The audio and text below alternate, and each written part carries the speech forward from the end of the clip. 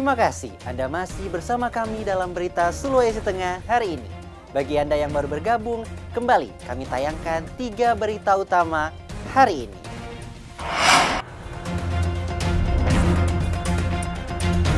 Tim gabungan masih mencari warga-warga hanyut di Poso.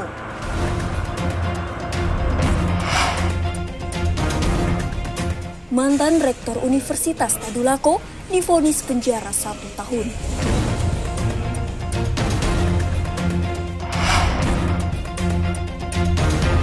Polisi menangkap anggota geng motor berusia di bawah umur.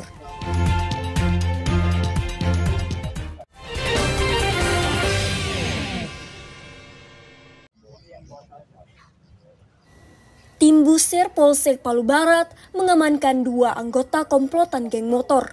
Kedua pelaku berinisial AR dan AB ini masih berusia di bawah umur. Polisi juga mengamankan sejumlah senjata tajam dari tangan pelaku.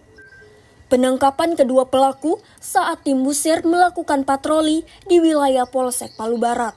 Salah satu sasaran patroli adalah anak-anak muda yang sering tawuran dan balap liar. Saat patroli, polisi mengamankan 2 anak muda mencurigakan. Setelah diperiksa, ternyata merupakan anggota geng motor dan berencana melakukan aksi. Jadi kejadian malam minggu, ini dari rentetan kejadian 1 minggu sebelumnya, terjadi pawai geng motor di jalanan Kota Palu, salah satunya dari Jalan Jati ke Jalan Sungai Laria, wilayah Kelurahan Ujuna, Palu Barat. Itu ada pawai geng motor yang bawa saja. Nah, perintah Bapak Kapolresta sebagai pengemban wilayah Polsek, saya perintahkan untuk melakukan penanganan, melakukan penindakan terhadap aksi-aksi ini. Nah, seiring perjalanan waktu, malam minggu kemarin, tanggal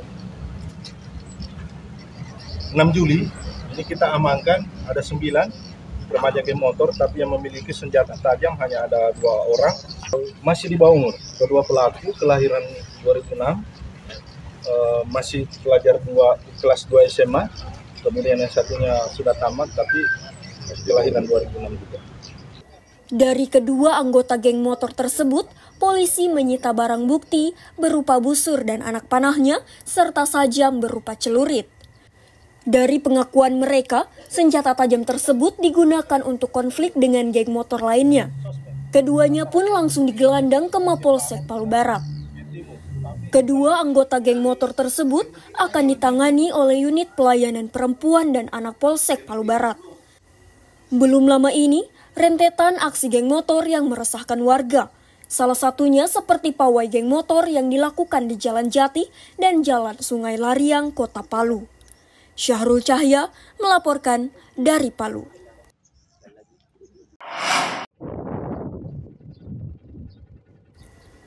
Hampir 3 tahun lamanya, warga Kabupaten Sigi, utamanya para penyintas bencana alam, gempa bumi dan likuifaksi 2018 silam, menikmati hunian tetap yang dibangun pemerintah.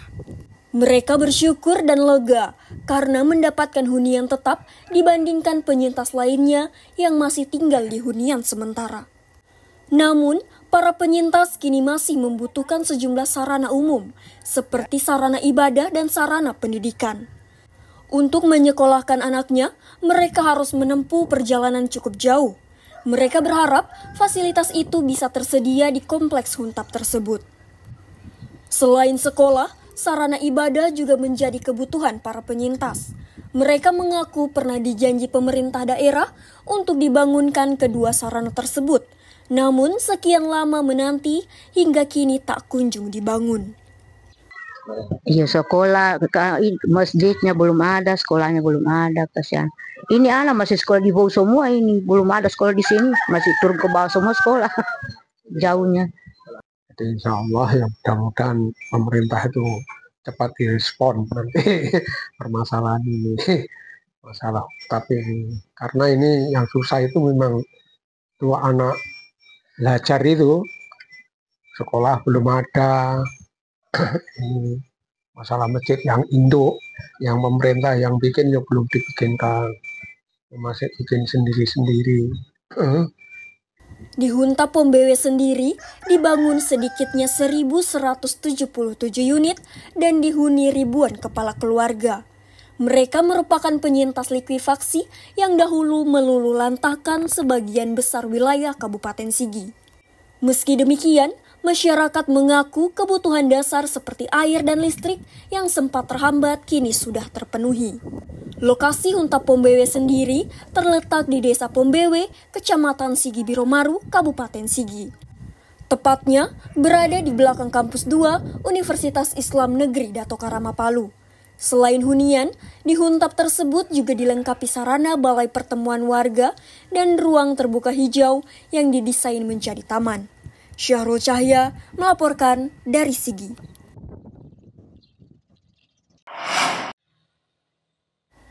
Selain dikenal sebagai wilayah yang menyimpan ribuan situs sejarah megalitik, Kabupaten Sigi rupanya masih memiliki wisata sejarah dan budaya yang tak kalah menarik.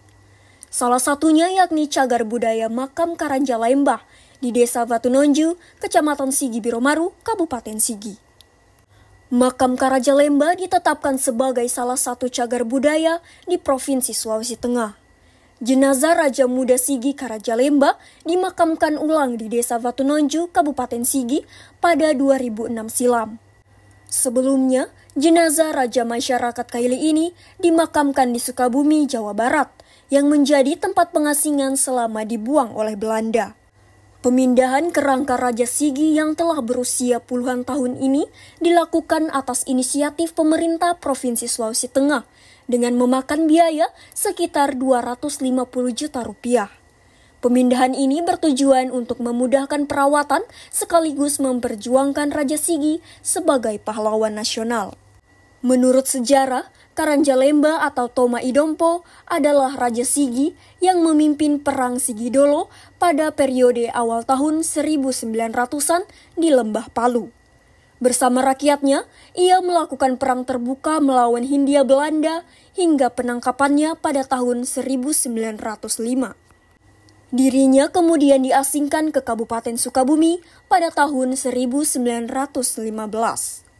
Karanjalembah sendiri lahir di Biromaru pada tahun 1852 dan wafat di Kabupaten Sukabumi pada tahun 1922. Situs cagar budaya Makam Karanjalembah tersebut pun masih ada hingga kini. Bangunannya pun telah beberapa kali dipugar. Yang pertama masih bangunannya berupa pondok kecil. Nah, yang kedua kali ya bangunan yang sudah besar, megah dia. Nah, pas 2014 kejadian itu 2014 jam 15.00 ada kena musibah. Nah, ada angin, memang anginnya angin sangat kencang. Nah, anginnya sangat kencang. Nah, maka rubuhlah ini. Bangunan kedua 2016 itu rubuh lagi, dibangun itu rubuh lagi. Gitu. Nah, ini yang ketiga kali sudah. 2019. Ivan selaku juru pelihara situs cagar budaya ini berharap agar pemerintah dapat melakukan pemugaran kembali pada bangunan makam yang kini telah usang. Selain itu, pagar yang masih belum rampung dibangun menjadi salah satu kendala mencegah hewan ternak yang masuk ke halaman.